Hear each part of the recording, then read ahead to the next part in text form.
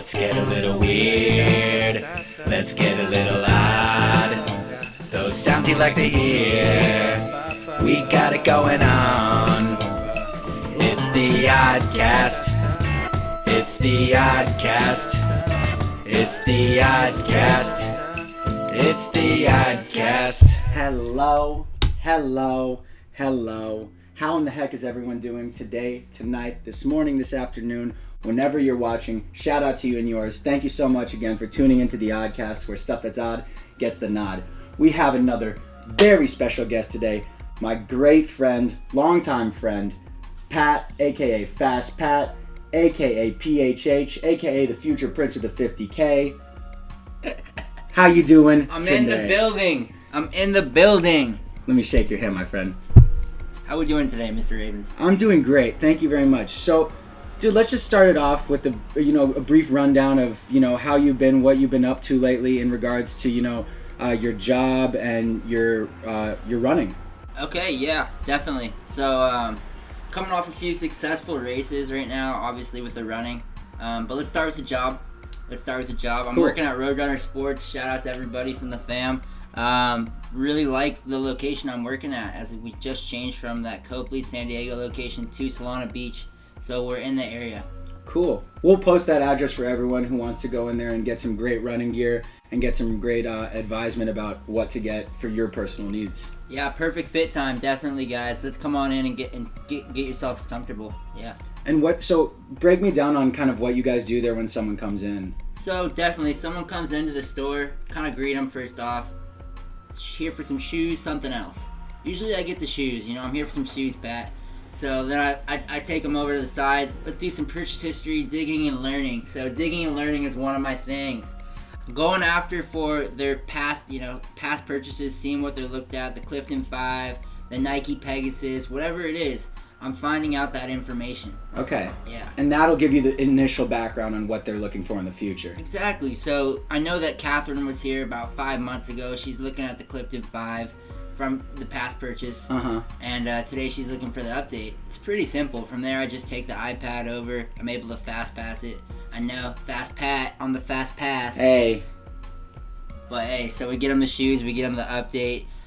Usually, if not getting the update, I take them through the analysis where I can then get them a shoe that's basically broken down to their personal needs. That's interesting. So how does the analysis work?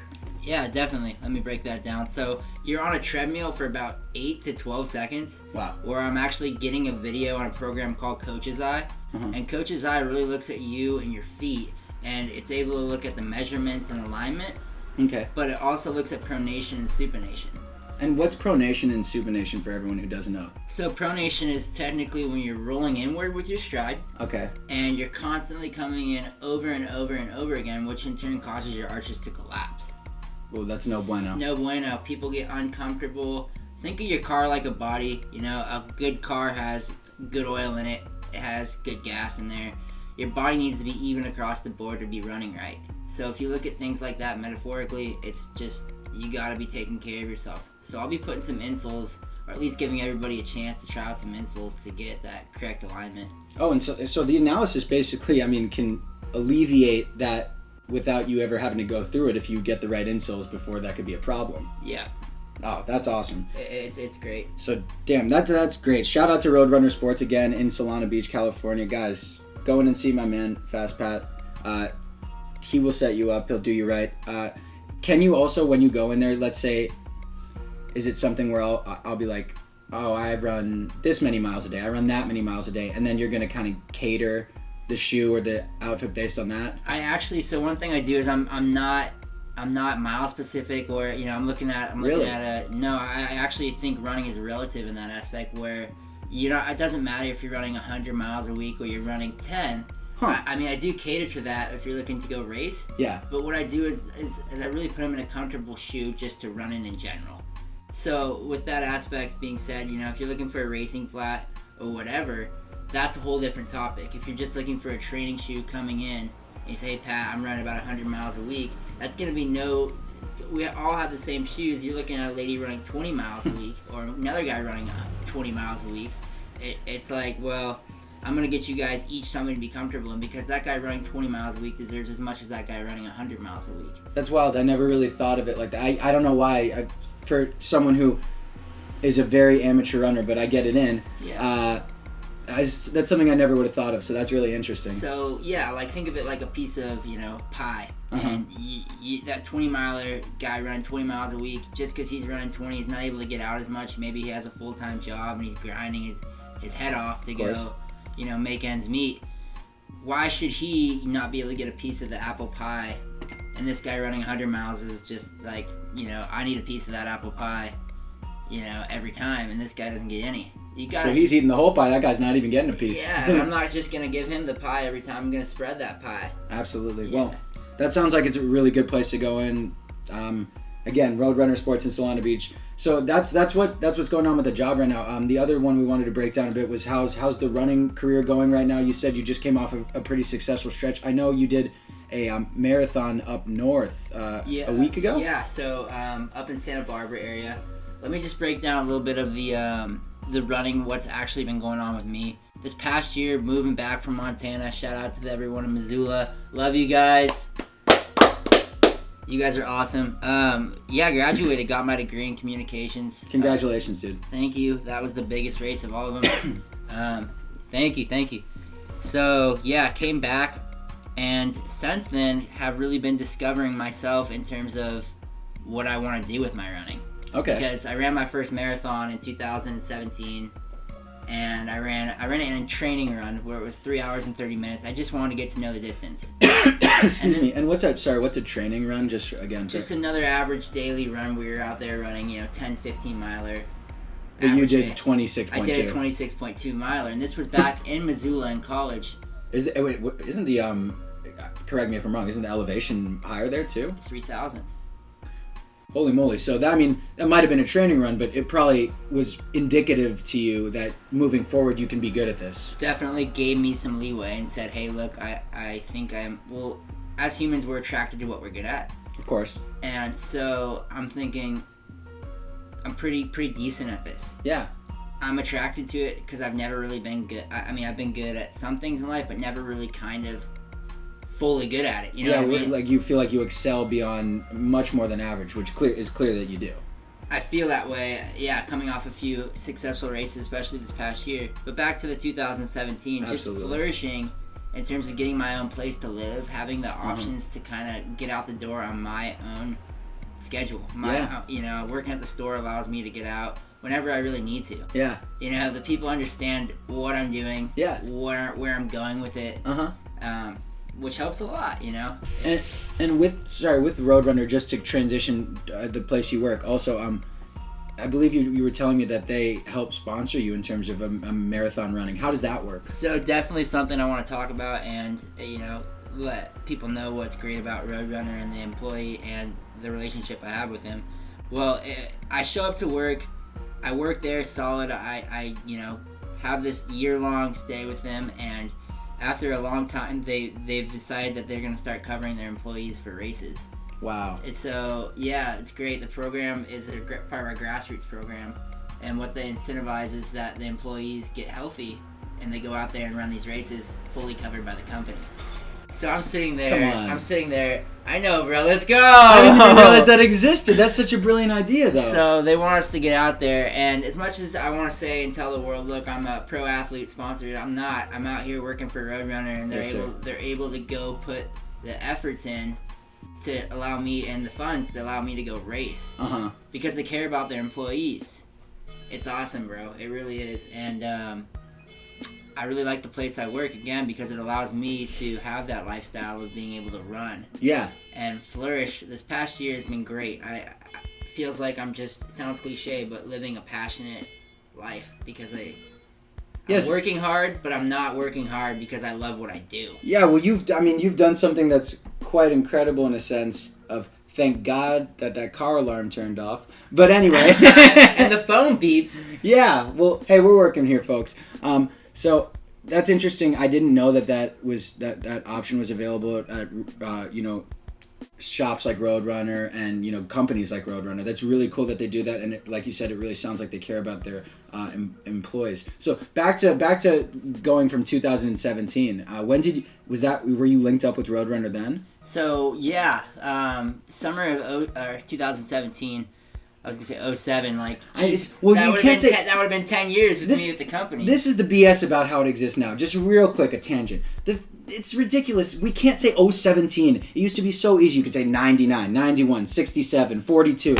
Now we're stuck in this phase where we have to say 2017, 2017, 2018. It's some space age BS. I agree. I mean, I 100% agree. Even comes weird trying to come back to the tongue roll. All of it's weird coming out. Yeah, but anyway, go back to 2017 when were you linked up with Roadrunner? Yeah. So in the summer of 2017, I applied for that fit expert position. And sorry, this is after the test marathon, correct? The test marathon, and actually, I was just had finished one marathon in my life and was getting ready to run that 250 whatever marathon that I was trying to go do in my head. And I thought to myself, well, I love running. I'm doing it anyway. Let's go put my passion into a workplace. Yeah. And there's a few options with that. Either you could go be a rep for a company like Adidas, Brooks, Nike, which still leads you to that running. Maybe go work for Rock and Roll Marathon Series. This is all my thought process before Roadrunner. Interesting. Where you can, network around, do the racing, stuff like that. They still offer? Do they offer the option of still helping you with races? And I don't know. I don't. And that's an honest thing. Yeah. I don't know. Yeah. But hey, what's the saying? We'll call the show today, my friends, is go ahead. Yo, there's no point telling it if it isn't true, I believe. Or I said it wrong. See, I screwed it up. No, don't even worry. It's so basically, don't waste my time. Just tell the truth. It saves everybody's time, and it's true. I mean, you look at people, you go talk to people in public. Just tell them the truth about what you're going through, how life's going, and what's the problem, because then it's easier for everybody around you. So again, the title is I'll get it right this time. I got you, fastpat. Tell the truth. Don't waste my time. Yeah, I mean, it's simple. It really is. It's not a math equation. It's just, hey, this is how I feel. This is what's going on. Exactly. People really respect that, I think. So. It's totally yes, exactly. So anyway, we keep deferring because we get on these great tangents. We gotta go back to 2017, the summer. Yeah, so I linked up with Roadrunner Sports. A Joel Tanner interview with Joel Tanner. I sat down. I really told him I was passionate about helping people, not just running. Customer service oriented person. Yeah. Where I can really sit there and be patient with people that need the time to get fitted for shoes. And that sounds like easy cliche. You could just do that. Really, no, it's not easy. You're getting a person that's had surgery and they don't know what's their best fit. They could be here for 2 to 3 hours. Yeah. And they're looking at you, Pat, not fastpat, but Pat, because right then and there, it's a situation of I'm uncomfortable and I need to get comfortable. Yeah, well, that's serious business. Like you said, if someone's had surgery, you're entrusted with something that they're going to use potentially every day to work out. I mean, and they're getting, like you said, if someone's not caring about if they're pronating or what was the other way? Sorry. Supinating. Yeah. If they're not pronating or supinating, and someone's just lazy with it, what if they're back in then for surgery in a couple weeks? Exactly. That's no joke. So and as much as people want to sit here and say, Roadrunner Sports, come in there, have a good time, that's something I simply remind coworkers about all the time, is people are here with aches and pains. Yeah, and of course there's a have a good time aspect to it, but it's also serious business. Yeah, exactly, and you gotta know when it's time to have a good time and when it's time to be serious and hunk down. You know what? I think that's honestly true about a lot of things in life, and we kind of learn that as we grow up. There's these, you got to be able to have fun, but you also got to be able to understand when it's time to crank it up. Yeah, crank it up. So I saw Cody Warden with the Philly the other day. Oh yeah, hey, we were talking the Philly slide, the Philly shuffle, the old shoulder roll. I'm on it up here. Yeah, we're on it. Hey, so So you linked up with, who was it at Roadrunner? Linked up with Joel Tanner, was able to make an impact. Actually, on the way home from the interview, got a call. They hired me on the spot. Hello, operator. So it was more or less just, hey, I was sweating, and the AC wasn't working on my car. I was sweating in happiness. I got home, called Mom up, and said, hey, I got a job in San Diego that I'm passionate about. and I think you turned we'll your work passion out. into a profession. Yeah, it sounds cliche, but a guy myself, Jim, not friends with, know of, and I really respect, named Jim Walmsley, says it best. You got these lives. It's cliche, but what I do really makes me happy. And it really is what I like to do. That's actually, to me, honestly, I'm not saying this again to be corny. Cliches exist for a reason. First of all, cliches exist because they're usually have very, very high percentage of truth to them. And second of all, the fact of turning your passion into a profession, I think, is simply a very, very good way to define our goal as human beings. 100%. If you can turn your passion into a profession, that's a very powerful thing. And I give you all the respect in the world for it's a risk. It's a risk, but Bill Burr says it. He said, "Would you rather be working in some job, laying up at night, worried about going to work on Monday, or would you rather take a risk and take a leap of faith in something that you believe in, something you're passionate about, something that you are willing to, like you said, help other people get passionate about?" And that's one of the reasons we're doing this episode, so we can get people interested in running, get people to come into Roadrunner, learn what it's all about. But that's very powerful, and I commend you a tremendous amount for taking that leap of faith in your own judgment about yourself. Yeah, thank you, because it for sure was a thing of, do I want to go full-hearted into this 100%? And I kind of looked in the mirror probably 2000 to 2016 and said, yeah, I do. Yeah. Because, number one, this is a healthier way to go about life. Absolutely. This is making me personally happy. I've never felt this good about myself. And you're attracted to things you're good at. I said it previously, but it's damn well true. Oh, that's true of human beings. I mean, dude, that's one of the reasons I'm going, full board into this podcast, because it's something that I'm passionate about. I'm passionate about getting other people's ideas out there, and we have such a cool group of friends growing up. And I only moved to Torrey Pines, later on, but I have such a group of friends from all over that I feel like I could bring them together and just share their opinions with people. And yeah, exactly. So continuing with sharing my friends' stories.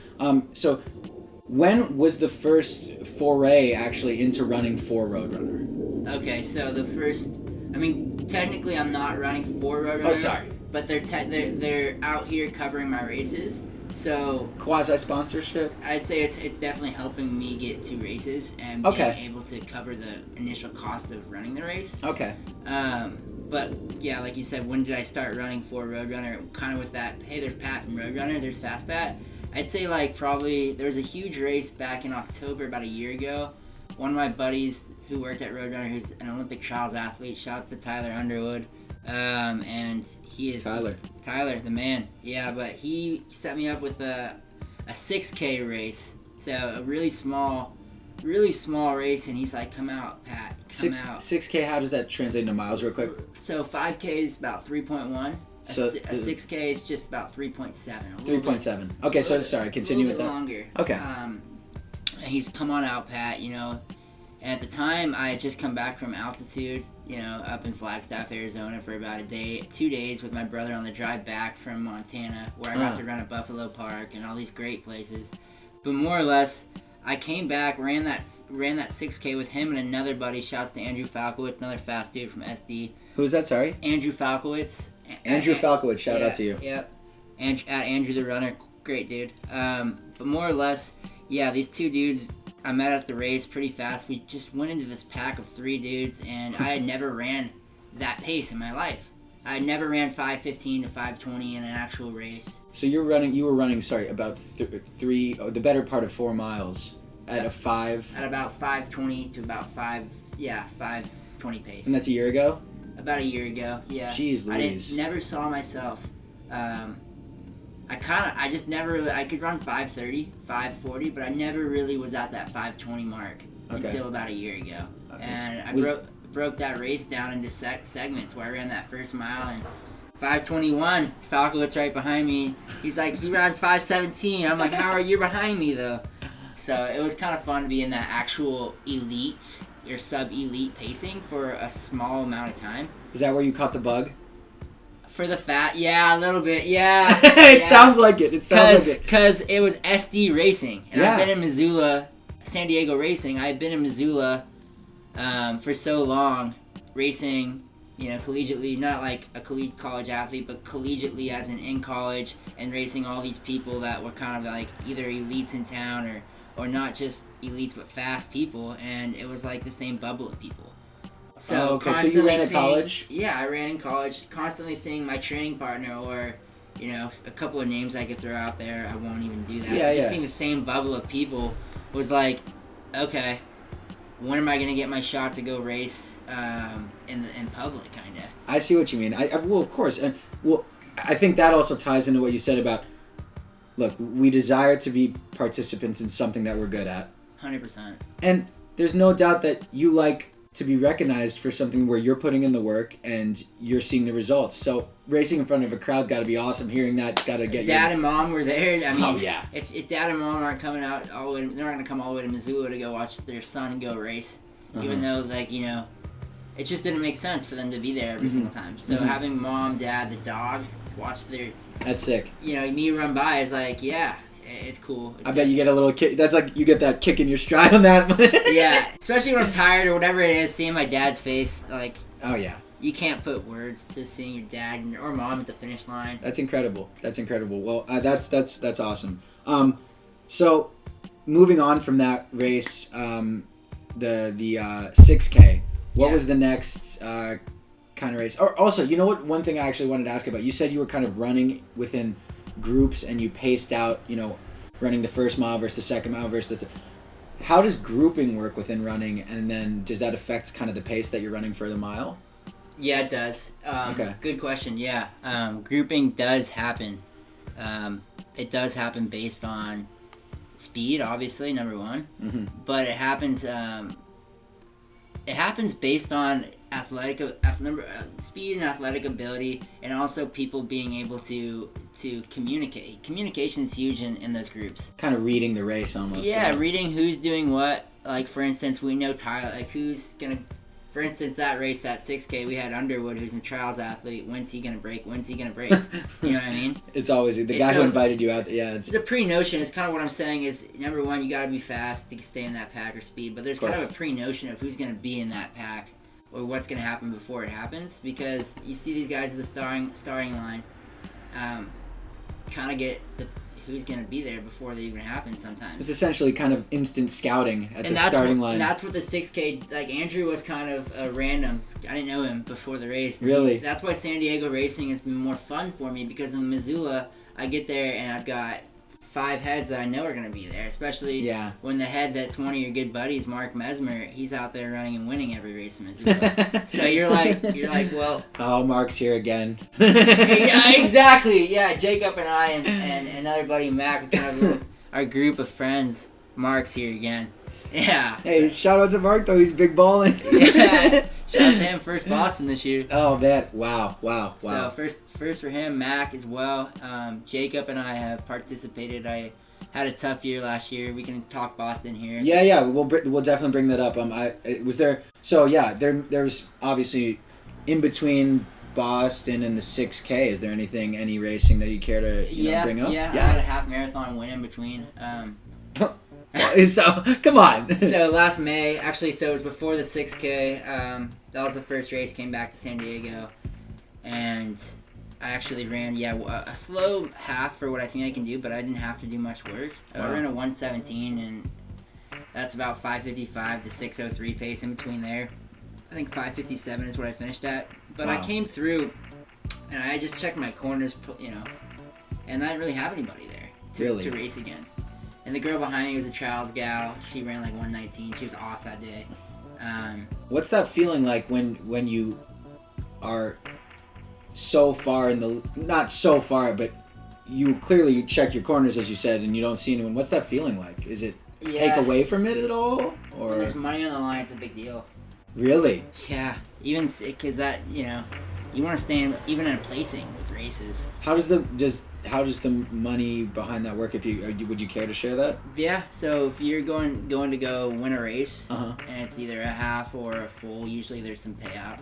Interesting. Yeah. Usually there's some kind of payout for that, like running a half or a full. For a 10K or 5K, maybe you get a gift card, or you get like a you know, something fun in the mail. Interesting. Yeah, but like for a full or half marathon, you're gonna get like a $50 Visa card or a gift card of some sort, or even paid out in a check. Okay. So that race, it was different. It was for a free pair of shoes. Okay. And at the time I'm working at Roadrunner, that's kind of a wash. Yeah. You know what I mean? So, of course. Getting shoes from them as it is, having the reps come in, but at the It's same more time, dope to win the race. If anything. you know, you don't run for money to go, I'm not the guy sitting here like I'm gonna, you know, but I have been in that position where there is money in the line and makes things different for placing. Of course. But when you're in the lead you want to win. You want to be the first person to break, you know, the line. Totally. The tape. Totally. And it was a good day for me because I was the first person to go ahead and break the tape. A win's a win. Yeah, you gotta take that W, as Cody says. You know. Oh man. Well, yeah, we were talking a bit about the Lakers this year. We were just super briefly, just so quick. I mean, we were both saying. I mean, I think not to speak for you, but it's a little funny, the overreactions to like. What is it? It's not a great record, but it's not like they haven't won games. I mean, they've been doing fine. I mean, everybody talks. We'll take a break here from the interview to talk Lakers for about 2 seconds because I do love the Lakers. You know, but going ahead and looking at the Lakers, it's too early to call any shots. You got LeBron James out here just signed.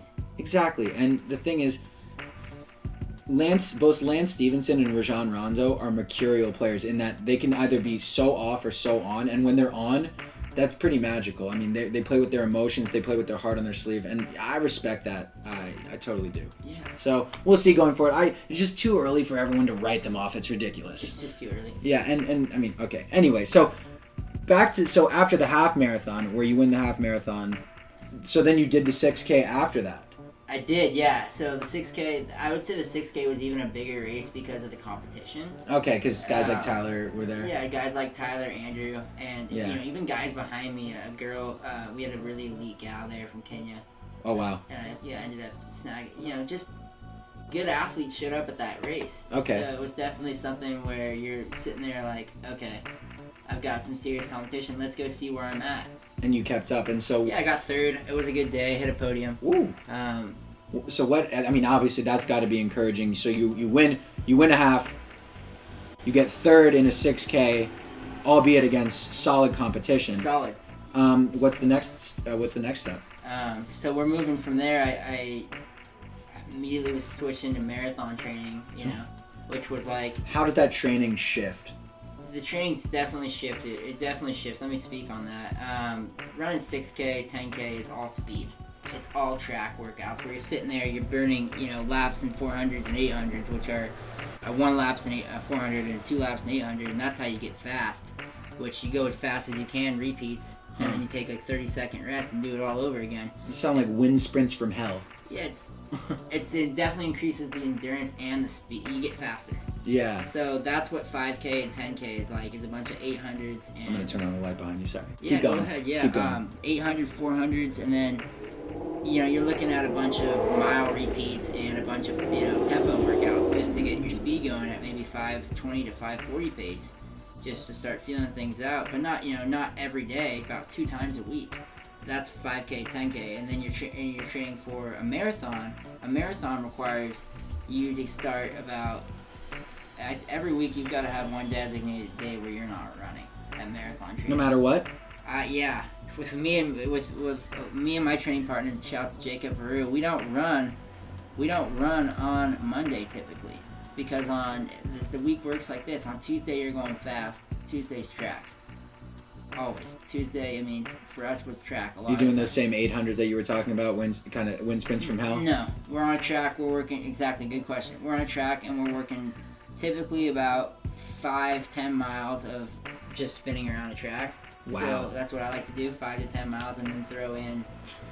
I love how you say it casually, 5 to 10 miles spinning around the track. It's 5 to 10 miles of spinning around the track. That's me by the end. No, I'm just kidding. So really what with marathoning is the training's different because you want to get tired and get faster as you're getting tired.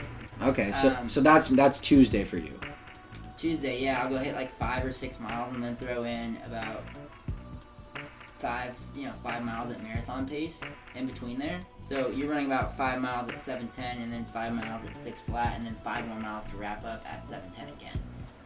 Why is there a reason why you alternate, go kind of the 7:10 then fast then the 7:10? Those are just examples, obviously, but like that's something I have been doing though, is about a 7:10 to start, and then a 6 flat, and then a 7:10. And the reason I do that is because it's all lactic. You want to get the lactic going, but you don't want to break it early. Wow. Okay, so that's kind of, it's like a warm up, a grind, then a cool down. Yeah. So in a sense. It's kind of but you're kind of grinding by the end of your first cool down, your first go. Of course, that's no joke. Yeah, because I mean, I feel like after 3 miles on any run, you've kind of broken in. Always, I've always felt that way. Yeah. Yeah, it's like, let's go get through a 5K, I'm in, It's just like jumping in a fucking pool. Oh gosh. Sorry for my language. Oh, it's all good. Dropping the bad language here in the ODDCAST podcast. My bad. It's all good. It's all love. So what are you doing then on Tuesday through Sunday? Okay, for the marathon training. So we know Sunday or Tuesday what I'm doing. Wednesday. Oh yeah, sorry. I have Tuesday I'm going that 7:10, 6, and then 7:10. On Wednesday typically. And that's all track work? Yeah. Okay. Yeah, that's typically a track. Yeah. On Wednesday, I'm gonna commute to work. I gotta get to work, so I'll get there from 5. First off, after Tuesday, I'm recovering a lot. I'm going into the sauna or getting a serious sweat in to get ready for Wednesday. Oh, okay. And what does that do for you? What is getting a sweat in? It just alleviates inflammation. I'm getting my body right. I'm mentally and physically just taking pain away from my legs, my joints. Is there any use or allowance of use, I don't know if this is appropriate, of CBD within running? Because I know that helps with inflammation. Yeah, I've heard other athletes using it. Typically, I don't. Okay. Yeah, I've heard other athletes. I'm not. Yeah. I wasn't sure. I'm sure it's sanctioned. Yeah, I definitely. At this point, I know that everything's become full circle. Yeah. So I don't know. Okay, that's interesting. So you get the inflammation to go off in the sauna or steam room at all? Okay. Steam room, that helps. And then what are you rocking out on the rest of the week? So Wednesday, I'm starting off with a work commute about 5 miles, and I'm gonna run about 7 flat to 650. Average, so that's just a commute, get to work. From there, I like to shower at Fletcher's Cove. Fletcher's Cove's the spot. Everybody's chilling, in the shower. My work's right next to it, so then I'll just walk back over to the workplace, and from there, start my shift. My boss is like, how many? Did you get 6 in or 5? Because it's either 5 or 6. Well, because you got to get to work for 5, Occasionally I like to get a little, if I got an extra, 5-10 minutes, I'm going to squeak one more in, right? Wow, that's awesome. So, do that probably on a Wednesday, and then in the middle of that Wednesday, I'm going to go for a lunch. I run about 3 times on a Wednesday. Wow. Yeah, so I go for about 3 miles to 4 miles on my lunch break, and that'll be a slower run. That'll be just kind of during the week, 7:30, maybe 7. Wow. So in between there, just kind of getting out, I like to call it the runch, because it's kind of a period where you're supposed to be eating lunch, but you're running, and I still do have a little Cliff Bar after every run. Just stretching the old legs there. Yeah, I mean, I love to run, I like to get out, and it kind of separates the day. So you're at work for 4 hours fitting. Yeah. And then you get to go for a sweet run for 5 miles. 4 miles, crushing it. 4 miles at lunch, come back ready and juiced up to go fit. Absolutely. Yeah, so that's fun. That's awesome. Yeah. So that's Wednesday. That's Wednesday, and then I run home. So oh, jeez. You're getting about 13, 14 quality miles in on a Wednesday. After the day before, remember, you're about 12 to 15 in on that Tuesday. Wow.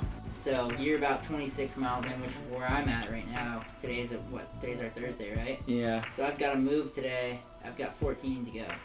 I usually like to get to 40 by the midweek and then 40 by the end of the week. But I'm not don't have to get there. I just like to get there. You know what I mean? Just to keep my body going. Have you had a running intervention yet? No, I'm just kidding. No, I'm just kidding. Yeah, people look at me like I'm nuts. That's awesome. No, that's great. That's the grind between marathon training and the 5K and 10K. Where there's not as many miles in the 5K. Yeah, of course. Yeah, keep us going through this. This is fascinating. This is fascinating. So that was Thursday. Thursday, I'm gonna just probably get. I like to go. I don't have to work on a Thursday. I've never worked since my beginning of Roadrunner Sports on Thursdays. Okay. So I'll typically go into PQ Cane or wherever and hit a long run. It's my Sunday. Okay, that's awesome. I'm chilling out today. I don't have work. I'm gonna go run 14 miles after this probably tonight at like 7 flat. Wow. Like this isn't a day to really go do anything fast. This is the day just to get on your feet, continue the training. Yeah. And then I'll be done 14 miles and go have some CPK. Beautiful. You know what I mean? That's the plan at least. Beautiful.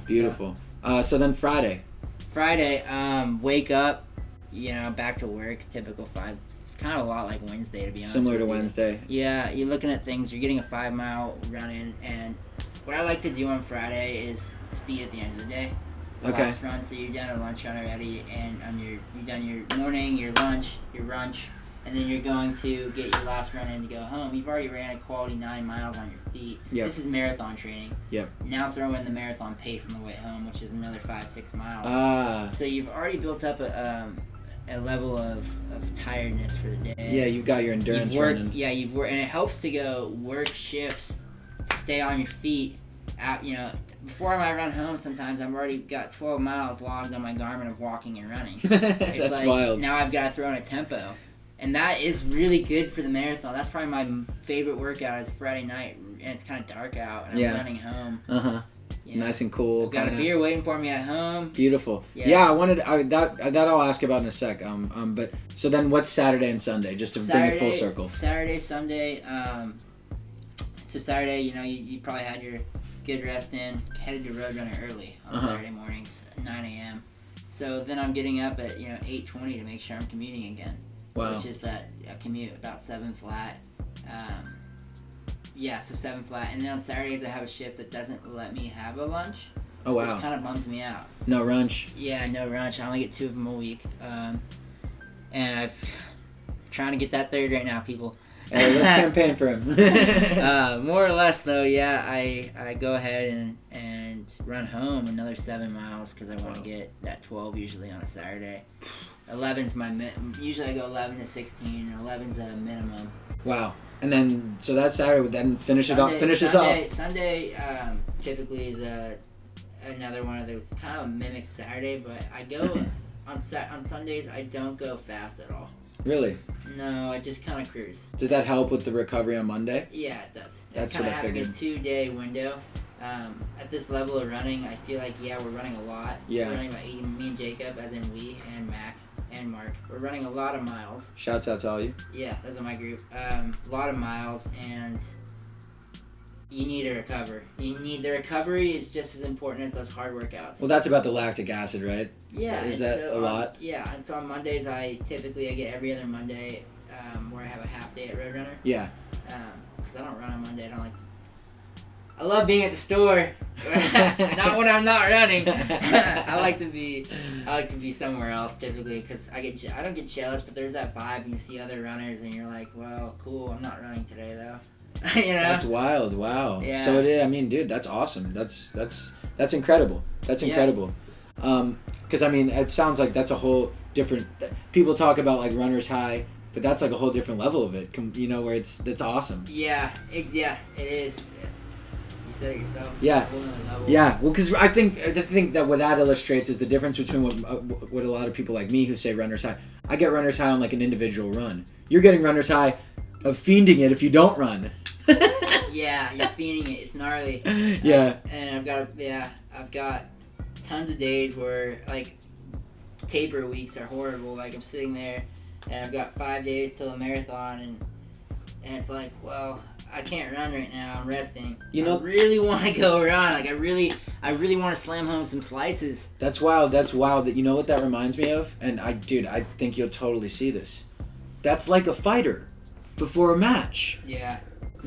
Because boxers and UFC fighters do not train in the last couple. They don't do full contact really within the last couple of weeks because they don't want to get busted up. And I feel like it's the same thing. You're caging a beast. Like you're before you. How does that work? So let's transition from the weekly workout of a marathon. I want to get into a couple more things. Yeah. Let's talk a little bit about what the taper week looked like before your marathon, and then we got to talk about the ultra. Yeah. The ultra stuff. Yeah. We got to talk the ultra stuff. So the taper before the marathon, everyone's like it's so easy to slip up, like is in terms of like just going and eating Like, I know, like, a lot of food because you're used to eating a lot of food because you've ran a bunch of miles and you're like, well, I'll just go get a pizza. Like, this isn't the time to go slug home a bunch of food. How much can you crush, though, realistically, with how much you're running? The food, like, I can have a full CPK frozen pizza on nightly and go wake up the next morning and go run. Like, figure out, right, like, it takes a little bit of energy to get out the door because every day is like a new mustard. Like, I call it the mustard, like the mustering up of energy. Yeah. Like, but I do get out the door, like, after, you know, a little bit of coffee and a little bit of, I do just start drinking coffee and I like it. A little bit of just getting going and, Yeah. you know, watching maybe a Walmsley flick, Jim Walmsley. Shoutout. Yeah, gets me motivated to get out the door. He's the winner of the Western States 100. Oh, that was one of the ultras that we were talking about. So, it's like all these guys that you see can get you motivated and you just getting out the door. Yeah, that's definitely. I want to ask you that a bit later, if, just so you can start mulling it over. But we're definitely. I want you to share with everyone like who you're inspired by. But that's we should end off kind of on that area. Yeah. So the tapering must be crazy. The next. So. You just want to eat a lot with the tapering. I guess I can finish off. You just want to eat the same food that you've been running on. And it's not time to anymore. Yeah. It's time to switch over to, like, if you're eating, for me, pizza, it's time to switch over to maybe a fish. Yeah. And, like, even for my dessert. I saw you with the ahi the other night. Yeah, that's a post-taper. I've started to do that, too, where, like, I get done with the run. I'm not running after a marathon for a little bit. Okay. So I'm still eating kind of the tapering food before, which don't make me feel like... It's hard to describe, but you are what you eat, and I eat those pizzas because I can run a lot of miles and burn them off. I'm not running miles. I don't feel the need to go have a big pizza. Like, I'm not doing anything for myself. I feel you. So it changes. Your diet changes based on where you are in the training, of course. Yeah, exactly. And then less is more. Like, tapering, the less you do, the more you're going to have for race day. Interesting. Yeah, that makes total sense. Like, again, not to just relate it back again, but same thing with fighting. The less you do, the more you're going to have on fight night. Yeah.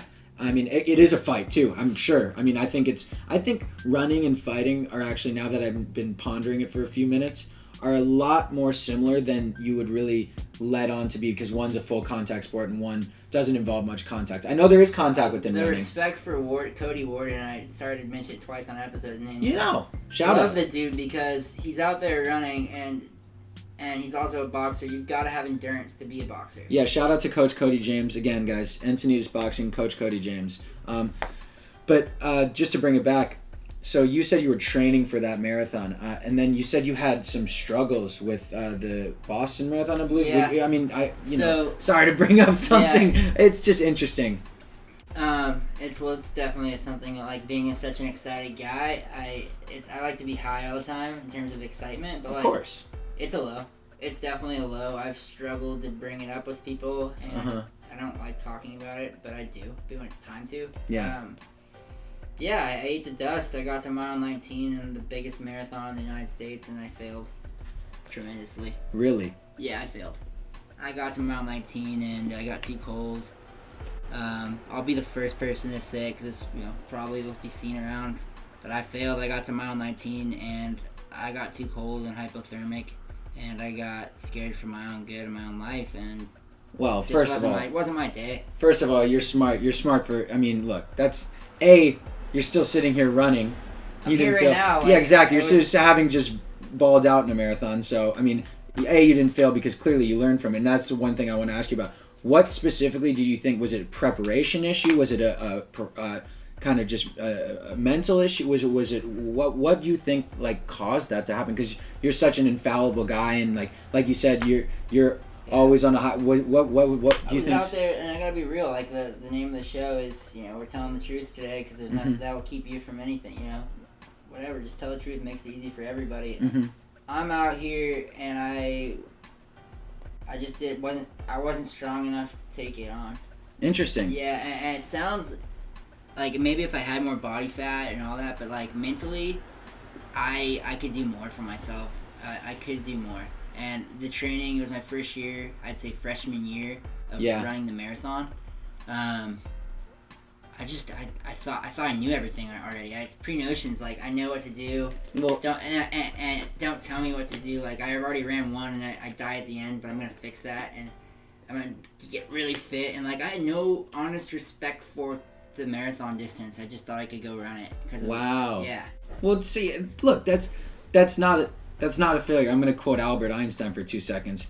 Look, when he was trying to come up with things, when he was trying to come up with ideas, equations, he said, "I haven't failed. I found 1,000 ways that didn't work." Yeah, it's... And you didn't fail. If you failed, you wouldn't still be running. Or that would have been failure if you weren't still running. Exactly, and today I'm out here, and I look at that time, and I really use it. Like, when I'm in a race, and I'm running 6 flat, maybe around the later portion of the race, I do look back on that Boston time and say, you know, what if, or like, I've done this before. That really helped me feel confident in my next racing. It helped. It was a big learning block because I failed. I had never really actually failed at something that was all heartedly me. Like, if you fail a test in college, like, you can go talk to the professor. Yeah. You go to office hours. You can, in high school, you know. But you fail at something you're truly passionate about. Freaking really passionate about and putting tons of months into, and here's your product, you know. Yeah. No, I totally understand. Well, I really do thank you for sharing that.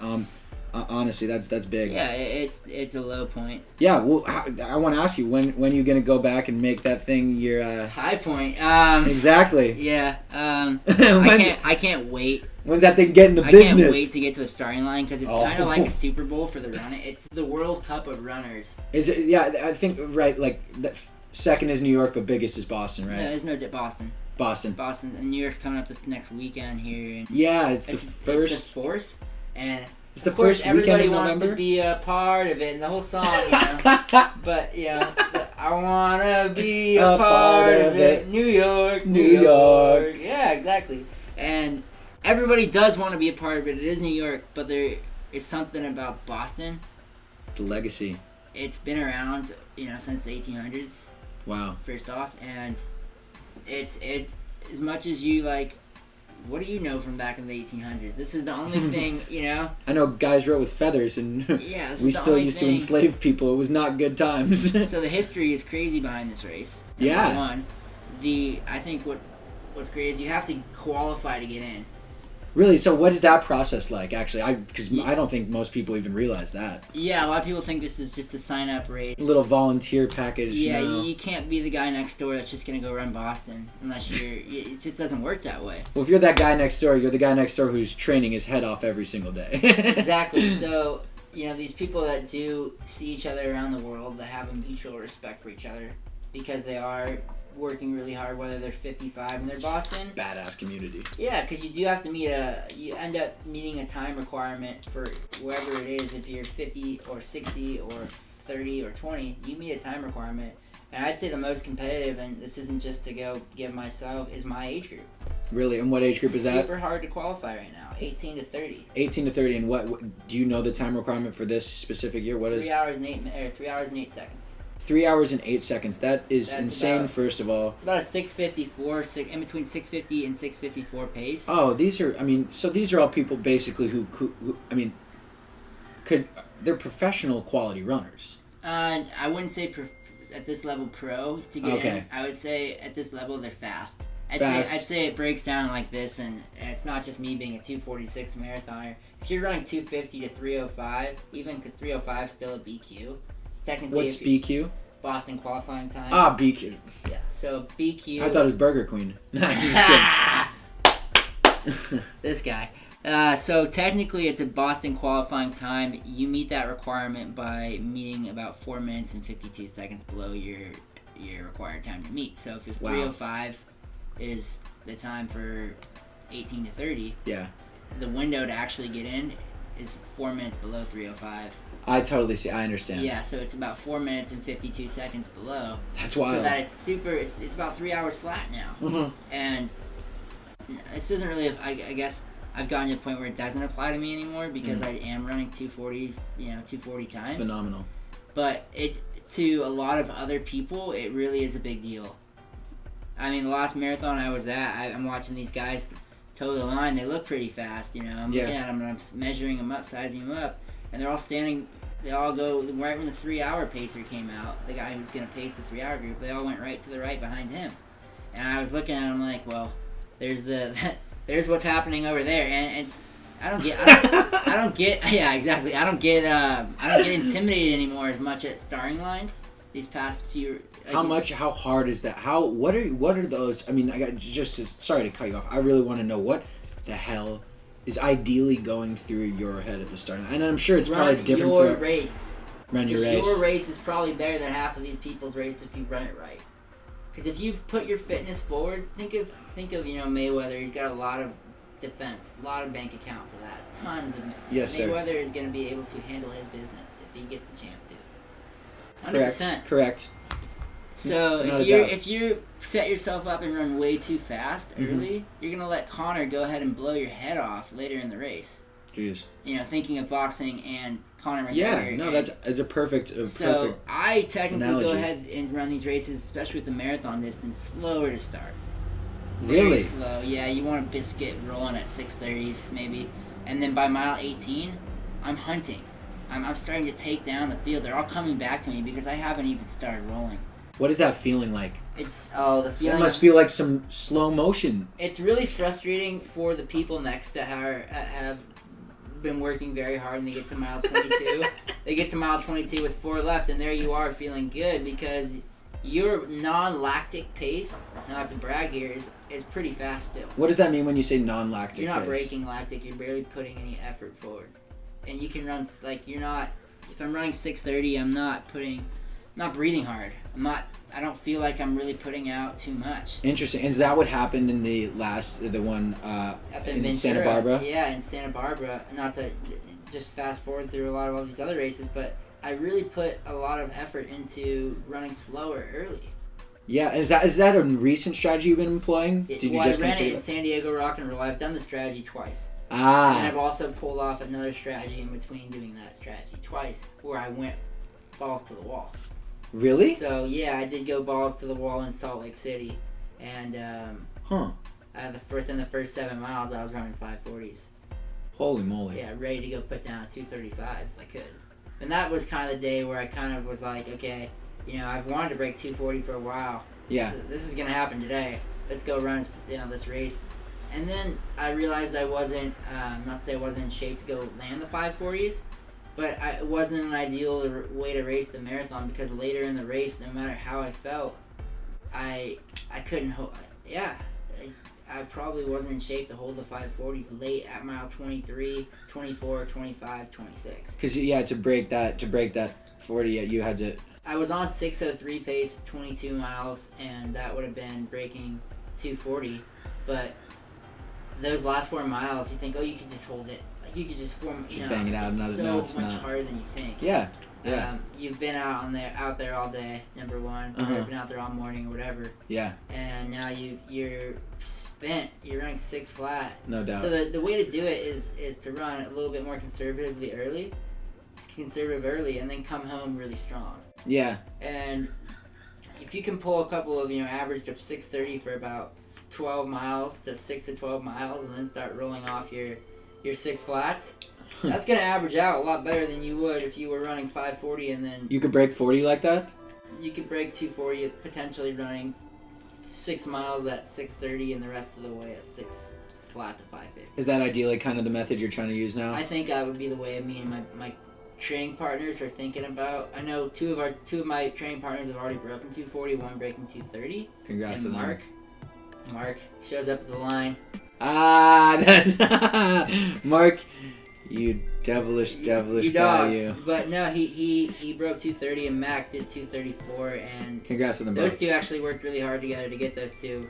And then Jacobs ran 2:43 and I ran 2:46. We're kind of working together.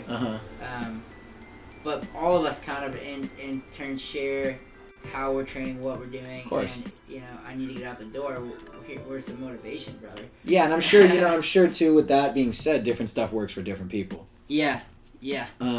So speaking of that, we have plenty of time to go back to other races in future episodes because this is awesome. But what I'd like to do, we were talking a bit before about how you were saying you kind of want to shift even once again. Yeah. Now to what's called ultra marathoning. Yeah. Could you explain for the viewers what ultra marathoning is first? So with ultra running, just in general, it's longer. It's longer than the marathon distance. That's what it is. Just to be frank with everybody, it's any distance longer than the marathon.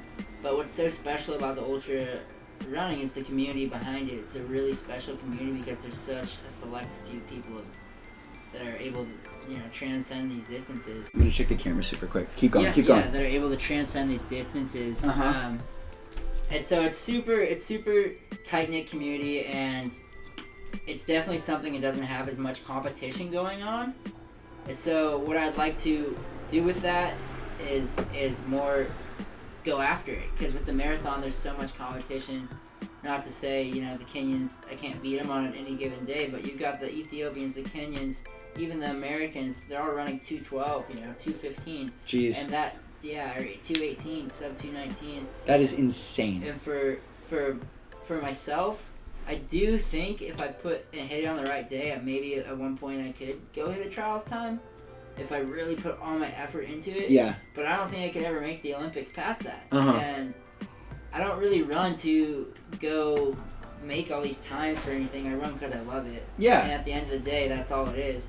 But if I wanted to go get to be top of the field or top with my running, it's definitely going to have to be in the ultra running. So yeah, you were saying like there was you're just, I think that like the fact, I mean, dude, again, 2:46 is what your best is right now. That's best, still it's about phenomenal. 6:21 a mile. That's insane. That's phenomenal. It was a good day. So, yeah, dude, that's congratulations first. I mean that you even have attained that. But so you were saying kind of when you realize that it's like you still feel though that you can push yourself like endurance wise, like you were telling me on the last marathon up in Santa Barbara, you felt like you could have kept running. Yeah, it's the first, probably the second time I did in San Diego Rock and Roll when I was able to do a good time, 2:48 there, where I felt like I was able to keep going past the finish line. And that's funny, those are both of the races where you said you employed the strategy of slow first. And it just kind of makes me feel like, let's go employ a slow strategy on a 50K, even slower. And because I am feeling good at these finish lines where I am able to successfully walk back to my mother's car with her going, you just ran 26 miles, how are you able to do that? And getting around a full airport, it just proved to me, like, after a marathon race, I'm able to get home to my own house, up the stairs, just start moving, got a car wash, and it's like, did that marathon even happen? Like, that's awesome. It did happen. Like, I definitely feel the mental effects of it. Like, I'm not training for a week just because I want to mentally rest, but like if I need to get out there on my feet 2 days later, a day later, it wouldn't be a big deal. That's wild. So, do you have these ultras are like, I've seen, it's basically what I read. I've just read the Wikipedia to prepare a little bit. I read that it's anything over 26.2 is considered ultra, but it's usually in the area of 50, kind of 80, 100 miles, respectively. So, with the 50, 100, those are kind of more extreme ultra races. Those are extreme ultras, okay. So, not that they're extreme, like titled extreme, but they're more intense ultra races because they're longer than that 50K distance, which is like a 31 or, plus 30 miler. Wow, that's wild too. So when you're running 50, it comes to aid stations. You probably want to have everything dialed in terms of your aid, what you're gonna drink. Maybe have somebody to pace with, like as in you have another person to run or. It's almost necessary, huh? Yeah, I mean those 50 milers. It depends what time they start, but some people don't run.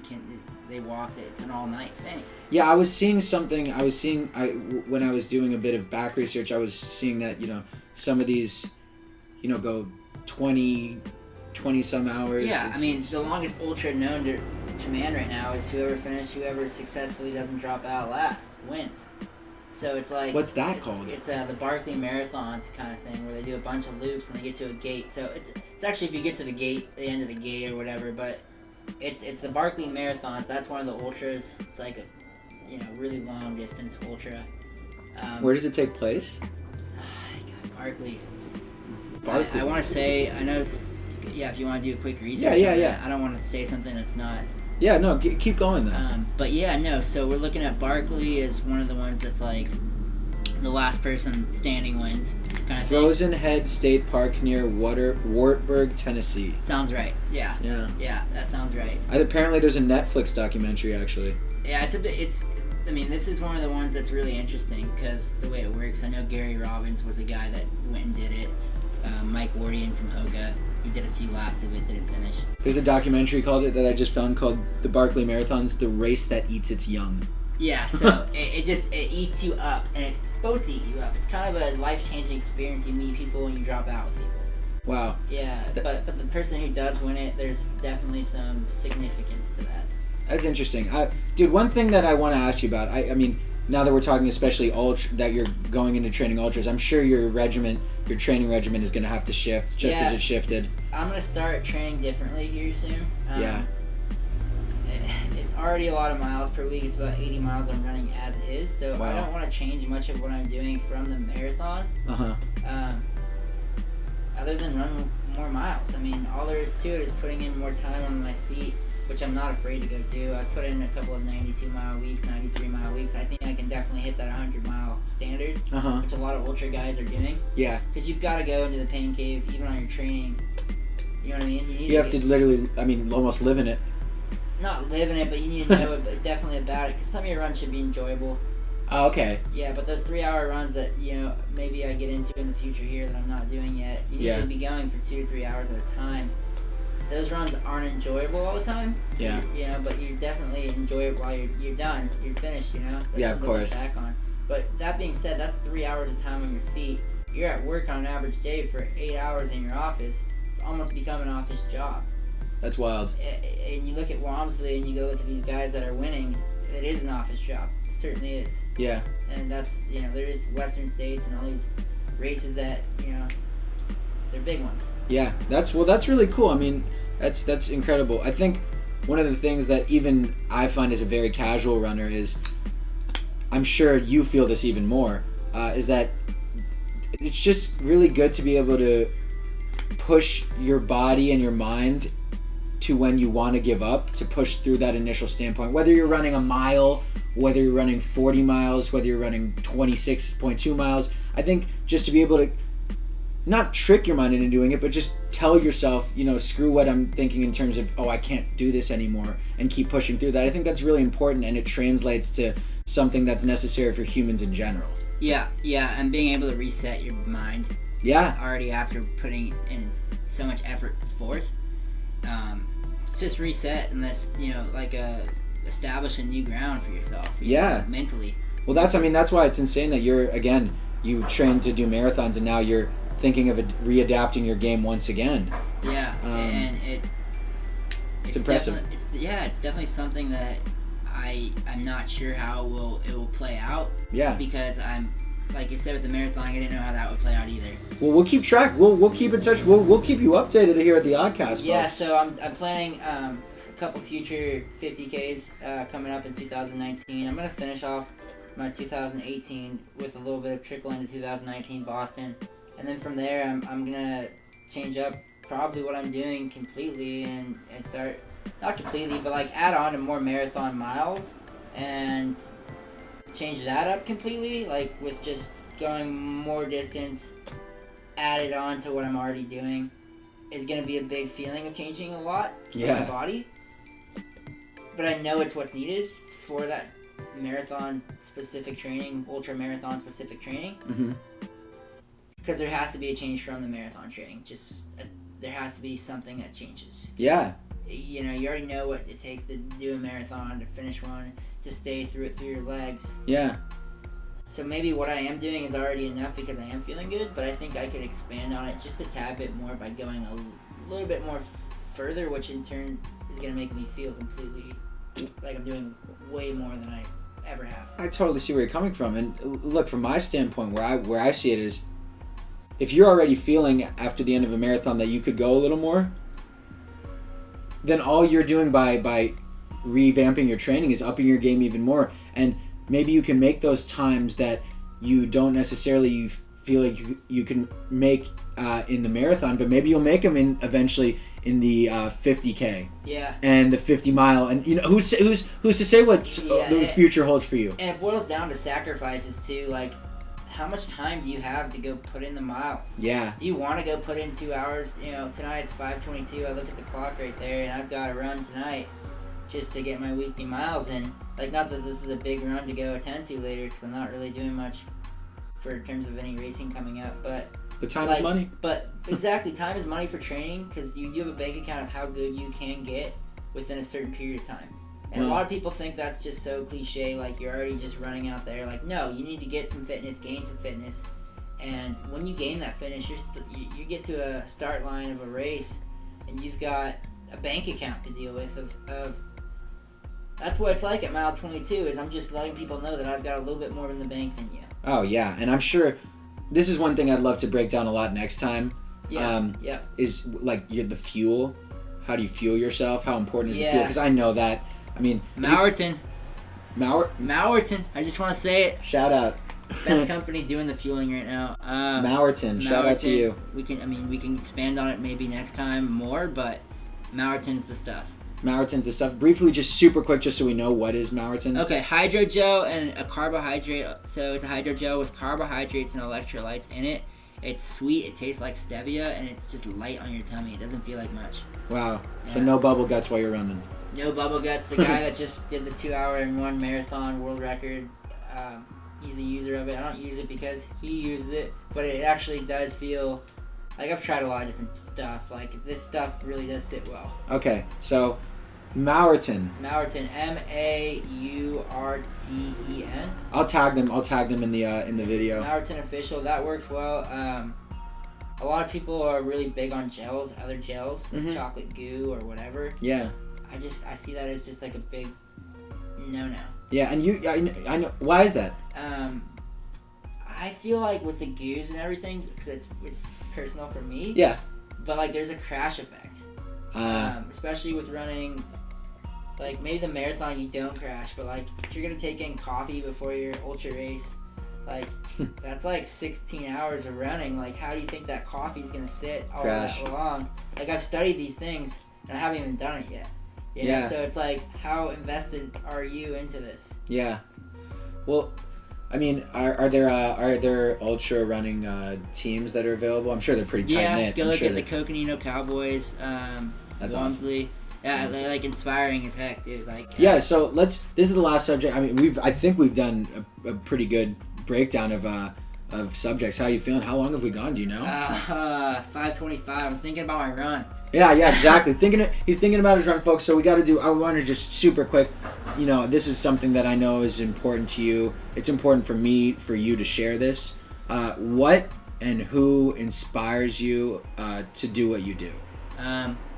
Beyond just running, I want to start with one athlete, Kobe Bryant. From the Lakers, that's paper. No, really, Kobe Bryant's work ethic, getting up at 4 a.m., I've always seen that as inspiring. I've always liked Kobe. You have? Yeah, I have. I've always liked Kobe. LeBron James, super inspired by LeBron as a human being. Oh, amazing insane. What he's doing. Even like, just as you look at him on the court, great athlete as it is, but he's more than a basketball player. Insanely good husband, father, donator, contributor to the community, philanthropist. Gets the nod. Oh, that's not odd, and he gets the nod. No, so definitely a fan. Used to not be a fan of LBJ. I don't know why I wasn't, but the more not just because he's a Laker, but the more I've looked at his life, like, you can't not be a fan of that guy. Yeah, it's very incredible, and honestly, I talked about this briefly when my cousin was on, I think, or when Cody was on. Shout out to his school in Akron, and also shouts out to the other athletes that have set up similar schools. Jalen Rose has a leadership academy in Detroit that does very similar things, and Jalen kind of laid out a blueprint for that. And so shouts out to all athletes who do that. It's really incredible. Yeah. Anyway, who else? Yeah, continue. I'm really inspired by my stepbrother, James Erkenbeck. Always been inspired by James, pro golfer for Callaway, and shout out to James. Yeah, James, he's a local from the area. Just keeps me kind of on edge, always has, you know? Yeah. Well, he has that natural competitive edge, right? It's just his competitiveness and the way that he is really just, it just drives me to be better. Awesome. Yeah, and then you look at Floyd Mayweather's 50-0, and you look at Tom Brady, who you can't beat when it comes down to the wire. So, other than, those are my athletes. Running athletes, I'm going to look at, like, I love Sage Canada. Sage Canada, Coach Sage. Mike Wardian from Hoka. Got a chance to run with him in Boston for a little bit. Shouts out to Hoka. Yeah. Then Scott Smith, I actually have a relationship with Scott in terms of being friends. Like, I've met him in person. That's He's a nice awesome. guy. Yeah, he's 212 marathoner and just a nice person who feeds workouts. He's like, hey, here's a good workout that you should try out and get you fitter. And they are helpful workouts. Sounds like an awesome community of like sharing information in that regard. Yeah. Heck yeah. Mo Farah, I love Mo. Won Chicago recently. Yeah. I'd say like someone that I want to probably inspire to be like, or not be like, but most inspired probably for what I'm doing right now is Jim Walmsley. You go look at the dude and he kind of mimics what I'm trying to do. It's just go run for mile. Yeah. And kind of just look at that guy and like, is he ever gonna get tired? So that's kind of big inspiration. And then I guess the last inspiration I really get is from my friends, my family. Yeah. Sounds, again, the word cliche, but cliche because when you're out there, like, you think of all these other great athletes. I'm like, man, I get these last one from my mom. Yeah. Get this last one from my brother. Yep. Get this last one from my pops. And it's one for me, you know? Yeah. And so the family's a big part of it. And you're even saying the dog being there, you know, gives you a little fire too. Juice, seeing my dad's dog, it's fun. Yeah. Dude, that's awesome. I mean, at the end of the day, I do this because, yeah, I want other people to get inspired, but it's fun. yeah, I think you do it because you're inspired. Yeah, if you like something, it's fun. Go do it. Yeah, and again, I just want to again, look, it is very powerful to talk to someone who's turned, again, their passion into their profession. Not only your profession, but something that you can just get more and more passionate about, and you can find new avenues to explore. I mean, just when you thought you found, you know, the half marathon, then you found the 6K, then you found the full marathon, then you found failure within that, then you found success within that. Now you're finding a totally different avenue to explore, and it just sounds so incredible. I mean, point being made, keep exploring. Keep exploring, and look, you may not, I think it's awesome that you found your passion and were able to do this, you know, fairly early in life, but even if you still like to run, look, reach out to fastpat. You know, I'll post his Instagram. I'll post any way to reach out, to email him. Reach out to Roadrunner. Reach out to Hoka. And just kind of follow these guys that he said he's inspired by. If you want to get in shape, if you want to, anything from getting in shape to actually getting very competitive within long distance running. Yeah, and again, competitive, but at the same time, I'm having a good time doing it. So, if it's not making you smile at the end of the day, it's not going to happen. And yeah. I would be doing this on my bad. I guess if I had a bad day, I'd still rather be doing this on a bad day. Yeah, and I'm sure when you break 240, everyone on your little camp is going to be freaking stoked for you. Oh, 100%. And I'm sure the team is big. It's just, I'd say my team is really made up of 4 guys that are really, you know, Mac Bloom himself. I mean, you're not gonna get into this forever, but it's just a hard runner. He runs so hard, and he's such a good guy. My camp is so strong. You're right. And you look at Mark and you look at Jacob, and everybody really just wants everybody to do well. That's incredible. I mean, they do say you are who you surround yourself with, and it sounds like you've surrounded yourself with positive people who, create a great influence on you. And dude, everything seems to be working very well.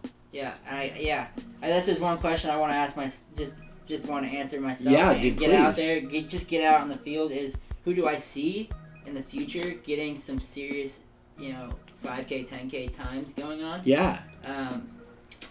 I guess there's some local names and some people, I guess, that you might be watching or whatever, but I think Eric Myers, no one ever speaks about Eric Myers. He is extremely athletic. Eric Myers that I know? The lacrosse Eric Myers from Torrey Pines High Yeah, School. he's a freak athlete. A freak athlete. If he put 2 weeks into running, he could maybe be able to break 18 minutes in the 5K, which is 6 per 6 per 6. Really? 100%. Is he getting into it? He's not, but I've seen this is some serious potential I've seen. And then I was talking to Taylor, and he was saying he was playing some pickup ball at a pretty decent level. He is just this extreme athlete. So there's a shout out for that guy. Right Shout out to E. Myers. Myers, and then another person that I see making a serious play with it is Bjorn Buxer. Doesn't get a lot of people talking about him, but these ex-lacrosse guys. Bjorn Buxer? Yep. He played lacrosse at Torrey Pines, and these guys that are able to keep athletic through the years. Yeah, get it in. It's not hard to transform, Yeah. onto the running scene. So I do see a few names like Up and comers. Yeah. Well, Shouts to Joey Dunno too, a guy in Tampa that's doing it. So hey, shout out to Joey. Shout out to Myers. Shout out to Bjorn. Get it in. Hey, Myers, get on the track, man.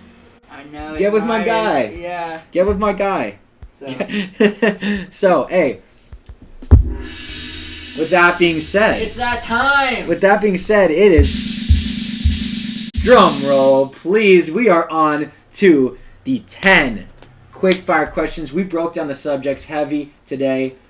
We covered basically a lot of what we wanted to cover, and we left more to cover next time. Thank you so much for opening up. Thank you so much for sharing everything. I got the rules of the 10 quickfire questions for you. So, the first rule is the rules really don't matter that much.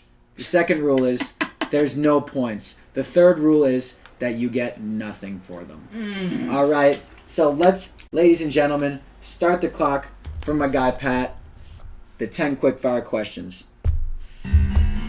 So, Winter or Summer Olympics? Oh, summer. Oh, I didn't see that one coming. Aliens.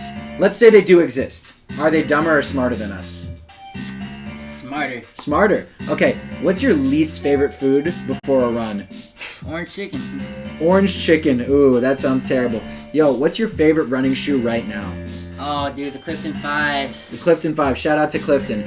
What is your favorite cheat meal? Come on. Bring it home. Chick-fil-A. Chick-fil-A. I like it. What's your favorite TV show right now? Oh. Sounds so bad, but I'm into Floribama Shore. Floribama Shore. All right, shout out to Floribama Shore. So, if you could run on any surface, like dirt, track, beach, treadmill, road, what are you picking? Oh, 100% road. Road. He's a road runner, folks. All right. Favorite musician right now? Oh, I love Jimmy Buffett. Jimmy Buffett. That's an excellent one. What's the best breakfast? Whole wheat bread with peanut butter and a little bit of Nutella in there, too. Ooh! All right. And finally, Last question. favorite runner right now? Favorite runner right now? Not all time, just right now. How can I not say Jim Walmsley? Like, I love Walmsley. the Walmsley style. He keeps coming up. Hey, well, congratulations. You got through the 10 brilliantly. Congratulations for getting through the program brilliantly. Guys, I just want to close it out. I want to thank you all for taking your time. Shouts out to you and yours. Thank you so much for tuning in to another episode of the ODDCAST, where stuff that's odd gets the nod. And thank you for taking the time to listen to my good friend Pat, a.k.a. fastpat, a.k.a. P-H-H, a.k.a. P-H-H, a.k.a. the future prince of the 50K. All right, so Pat, address the crowd. Tell them once again what you got going on, where they can find you, and give a big shout out. Yeah, so on my handle fastpat12345 on Instagram, mainly checking that. And then in terms of coming in to see me, I'd like to have you come into Roadrunner Sports, Solana Beach. I mean, I'm there every day but Thursday. Really take care of your needs, get you that perfect fit on your feet. So that's definitely something I can help you with. And then, more or less going out for a run together. If you wanted to do that, I'm available Thursday nights where I actually host a group run at Roadrunner. Where I don't work on Thursday, but I go there to host that run. So after this, I'm actually on my way to go host that run. So excellent. So again, hey, shouts out to Roadrunner, shouts out to Hoka, shouts out to Pat, and shouts out to all you.